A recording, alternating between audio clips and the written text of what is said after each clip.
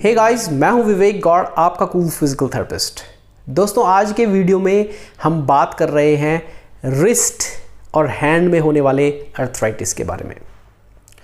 दोस्तों, रिस्ट और हैंड दरअसल बहुत सारे छोटी छोटी बोन्स से मिलकर बने हैं। जहां पर ये बोन्स मिलती हैं उसको जोड़ कहा जाता है, यानी कि जॉइंट कहा जाता है। कुछ स्पेसिफिक कंडीशन में ये जो जॉइंट्स हैं इनके बीच में जो एक नॉर्मल हेल्दी स्पेस होता है, यानी कि जगह होती है, वो कम होना शुरू हो जाती है और साथ ही साथ ये जोड़ आपस में घिसना शुरू हो जाते हैं। इन जोड़ों के घिसने के कारण इनके बीच में जो कार्टिलेज की लेयर है, जो कि नॉर्मली एक हेल्दी स्टेट में रहती है, वो भी डिजेनरेट होकर घिसना शुरू हो जाती है। इस कंडीशन को रिस्ट का या फिर किसी भी जोड़ का अर्थराइटिस कहा जाता है। जोड़ों के इस तरह से घिसने के कारण आपको जोड़ों में दर्द रहना महसूस हो सकता है, साथ ही साथ इसमें सूजन महसूस हो सकती है। इसके अलावा आपको अकड़न महसूस हो सकती है, जिसके कारण कि आप जब भी रिस्ट या फिर फिंगर्स को मूव करते हैं तो आपको स्टिफनेस यानी कि अकड़न महसूस हो सकती है और पूरा बंद करने में परेशानी लग सकती है। साथ ही साथ आपको क्रैकलिंग या फिर ग्राइंडिंग नॉइज़ यानी कि कड़कड़ की आवाज़ आना जैसा भी रिस्ट और हैंड में महसूस हो सकता है। आइए दोस्तों, अब बात करते हैं कि वो कौन सी कंडीशंस हैं जिसके कारण आपको रिस्ट और हैंड का अर्थराइटिस हो सकता है। तो सबसे पहले मैं बात करूंगा ऑस्टियोआर्थराइटिस की। ऑस्टियोआर्थराइटिस एक एज रिलेटेड डिजेनरेशन है, यानी कि उम्र बढ़ने के साथ आपके जोड़ों में घिसाव हो सकता है या फिर उनका ओवर यूज़ करने से वो जोड़ घिस सकते हैं, जिसके कारण आपको रिस्ट का अर्थराइटिस हो सकता है। जो दूसरा कारण है उसे रूमेटॉइड अर्थराइटिस कहते हैं। ये एक ऑटो इम्यून प्रॉब्लम है, यानी कि आपका इम्यून सिस्टम ही आपके अगेंस्ट काम करना शुरू कर देता है और अधिकतर टाइम रूमेटॉइड अर्थराइटिस में स्मॉल जॉइंट्स आपके अफेक्ट होना शुरू हो जाते हैं। जो तीसरा कॉमन कारण है रिस्ट अर्थराइटिस का, वो है सोरियाटिक अर्थराइटिस। सोरियासिस स्किन और जोड़ों की एक इन्फ्लामेटरी कंडीशन है। इसमें आमतौर पर आपको बहुत थिक हाथ देखने को मिल सकते हैं, स्किन के टेक्सचर में डिफरेंस मिल सकता है और साथ ही जोड़ इसमें कॉमनली अफेक्टेड हो सकते हैं। जो चौथा कारण है अर्थराइटिस होने का, वो है पोस्ट ट्रॉमेटिक अर्थराइटिस, यानी कि गिरने के बाद और फ्रैक्चर लगने के बाद या फिर मल्टीपल फ्रैक्चर्स के बाद आपको रिस्ट के जोड़ों में अर्थराइटिस डेवलप हो सकता है। आइए दोस्तों, अब बात करते हैं कि रिस्ट का अर्थराइटिस कितना सीवियरली लोगों को अफेक्ट कर सकता है। टू बी ऑनेस्ट, हर मेडिकल कंडीशन की तरह, हर प्रॉब्लम की तरह जो रिस्ट का अर्थराइटिस है वो भी हर एक पेशेंट में डिफरेंटली प्रेजेंट कर सकता है। किसी में ये बहुत माइल्ड रह सकता है और पेशेंट की लाइफस्टाइल को जहाँ पर वो बहुत ज़्यादा इफेक्ट नहीं कर रहा है, और कई लोगों में वो इस लेवल तक और इतना सीवियर हो सकता है कि हाथ से और रिस्ट से कोई भी काम करना ऑलमोस्ट इम्पॉसिबल हो जाता है। तो अगर हम बात करें कि सिम्टम सिवियरिटी की, डिसेबिलिटी की, प्रोग्नोसिस की और प्रेजेंटिंग कंप्लेन की, तो ये हर एक पेशेंट में डिफरेंट हो सकती हैं। तो इसका कोई एक आंसर नहीं है।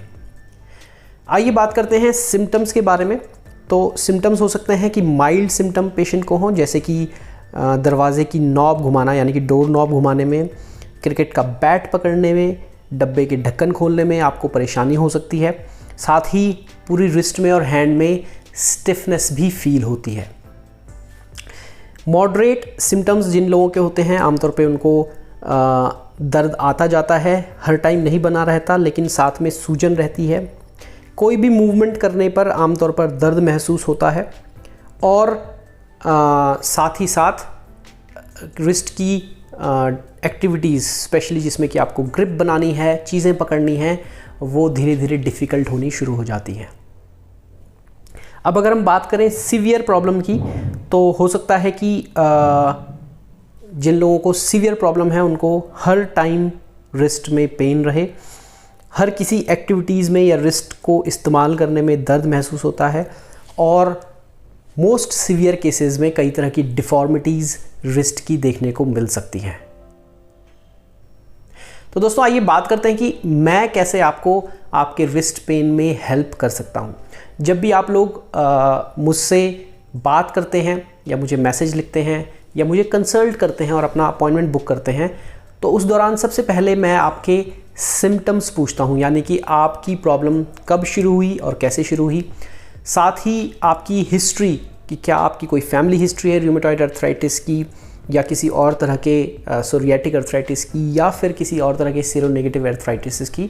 सो वो मैं डिटेल से लेता हूँ। साथ ही आपका फिज़िकल एग्जामिनेशन वीडियो कॉल पे मैं कई बार लेता हूँ, यानी कि आपसे रिस्ट की मूवमेंट करने को बोलता हूँ या रिस्ट की कोई स्पेसिफिक एक्टिविटी करने को बोलता हूँ।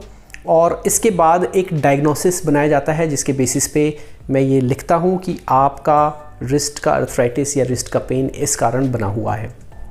कई बार मुझे रिस्ट के अर्थराइटिस अगर सस्पिशन उसका होता है तो मैं लोगों को एक्सरे या फिर एमआरआई के लिए भी भेजता हूँ।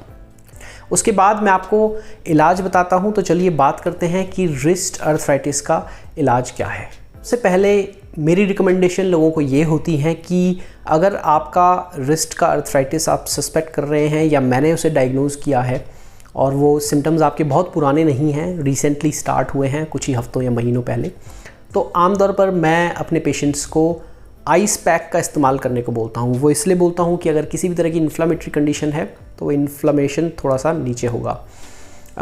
बोथ कंडीशन में, जो कि सोरियाटिक अर्थराइटिस और रूमेटॉइड अर्थराइटिस में, आपको केवल कोल्ड पैक का ही इस्तेमाल करना चाहिए।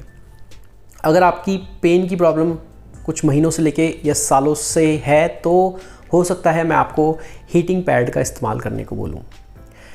इसके बाद जो दूसरा स्टेप है वो है पेन ऑयल का इस्तेमाल करना। दवाइयाँ खाने से अच्छा है कि आप पेन ऑयल का इस्तेमाल करें, क्योंकि काफ़ी सेफ़ है। ये आपके लिवर, किडनीज़ और आपकी गट यानी कि आपकी पेट की जो आंतें हैं उनको अफेक्ट नहीं करता। ये एक लोकली आप स्किन में इस तरह के पेन ऑयल, लोशन या फिर ऑइंटमेंट या फिर जेल का आप इस्तेमाल करते हैं और इसके साइड इफ़ेक्ट बहुत कम होते हैं। तो दूसरी जो मेरी रिकमेंडेशन होती हैं वो है किसी भी तरह के पेन ऑइंटमेंट या जेल का इस्तेमाल आप करें। तीसरा है कि आप अगर किसी तरह की डिफ़ॉर्मिटी मुझे देखने को मिलती है रिस्ट में, तो मैं स्प्लिंट का इस्तेमाल करने को आपको बोल सकता हूँ। ये स्प्लिंट बेसिकली इमोबिलाइजेशन के लिए है, ताकि आपका रिस्ट जो है एबनॉर्मल पोजीशन में ना आए, वो एबनॉर्मल शेप ना ले ले, जिससे कि बाद में आप अपने रिस्ट का इस्तेमाल ना कर पाएँ। रिस्ट अर्थराइटिस में एक जो बहुत इफ़ेक्टिव चीज़ आपको लॉन्ग टर्म में हेल्प करेगी वो है स्पेसिफिक स्ट्रेचिंग और स्ट्रेंथनिंग एक्सरसाइजेज़। ये स्पेसिफिक स्ट्रेचिंग और स्ट्रेंथनिंग एक्सरसाइजेज़ स्टेप वाइज मैंने अपने YouTube के मेंबरशिप प्रोग्राम में डाली हुई है। ये मेंबरशिप बहुत ही अफोर्डेबल कॉस्ट में, यानी कि 89 रुपीज़ पर मंथ में आपके लिए अवेलेबल है। ये जनरल मेंबरशिप आप ज़रूर लें और स्टेप वाइज देखें कि आप अपने रिस्ट के अर्थराइटिस का पेन कम करने के लिए, रिस्ट की स्ट्रेंथ और मोबिलिटी को बढ़ाने के लिए किस तरह से और क्या क्या एक्सरसाइजेज आप कर सकते हैं। दोस्तों, वो लोग जो काफ़ी समय से रिस्ट के पेन से परेशान हैं और ये बेसिक स्टेप उनको हेल्प नहीं करते, तो उनको प्रिस्क्रिप्शन मेडिसिन लेने की ज़रूरत पड़ सकती है, यानी कि डॉक्टर के द्वारा लिखी गई, किसी फिजिशियन या ऑर्थोपेडिक सर्जन के द्वारा लिखी गई दवाइयों का इस्तेमाल करना पड़ सकता है। साथ ही वो लोग जो रूमेटॉइड अर्थराइटिस जैसी प्रॉब्लम से सफ़र कर रहे हैं उनको डीमार्ड्स यानी कि disease modifying anti rheumatic drugs का इस्तेमाल करना पड़ सकता है। इसके अलावा कुछ लोगों को जॉइंट में इंजेक्शन भी लगाना पड़ सकता है स्टेरॉयड का, जिससे कि जॉइंट का इन्फ्लेमेशन कम हो और आपके जो अर्थराइटिस का पेन है वो सबसाइड करे। और साथ ही बहुत कम लोगों को सर्जरी की भी ज़रूरत पड़ सकती है। अगर आपका केस बहुत सीवियर है या आपकी इतनी डिफ़ॉर्मिटी बननी शुरू हो गई हैं या फिर डिफ़ॉर्मिटी बनने का चांस है, तो हो सकता है आपके ऑर्थोपेडिक सर्जन आपको सर्जरी के लिए रिकमेंड करें, स्पेशली जब कंजर्वेटिव ट्रीटमेंट, दवाइयाँ और फिजियोथेरेपी से आपको आराम नहीं मिला है। आमतौर पर 3 से 6 महीने तक आपको कंजर्वेटिव ट्रीटमेंट पहले बताया जाता है। अगर उससे आराम नहीं मिलता तभी आपको सर्जरी के बारे में सोचना चाहिए। ऑलराइट फ्रेंड्स, सो ये था हमारा रिस्ट अर्थराइटिस के बारे में आज का वीडियो।